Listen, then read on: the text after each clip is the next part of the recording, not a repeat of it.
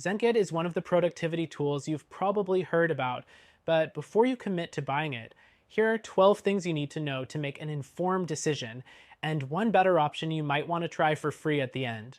First, Zenkit offers a range of views, including Kanban, Calendar, List, Mind Map, and Gantt charts, giving you flexibility in how you manage tasks.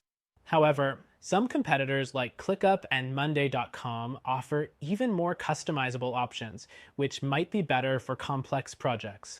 Next, Zenkit stands out for its simplicity, making it a great choice for small teams or individual users.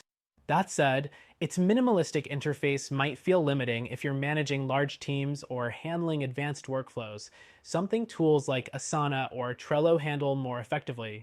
The third thing is pricing. Zenkit's free plan is decent, but its premium plans can become costly as your team grows. Competitors like Notion or Airtable often provide more value at comparable price points, especially for growing teams. Fourth, Zenkit integrates with popular apps like Google Drive and Slack, but its integration ecosystem isn't as expansive as Zapier or ClickUp. If you rely heavily on third-party apps, this could be a limitation. Next up is team collaboration. Zenkit allows real-time collaboration, but it doesn't quite match the advanced features found in tools like Microsoft Teams, which integrates chats, video calls, and shared files seamlessly. The sixth thing is offline access. Zenkit lets you work offline, which is useful for on-the-go productivity.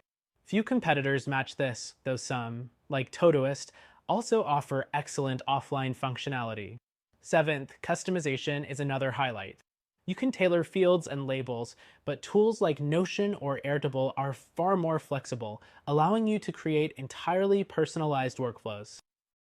Eighth, Zenkit includes basic time management features like due dates and reminders, but it lacks advanced options like time tracking and detailed analytics that you'll find in apps like Toggle or Clockify.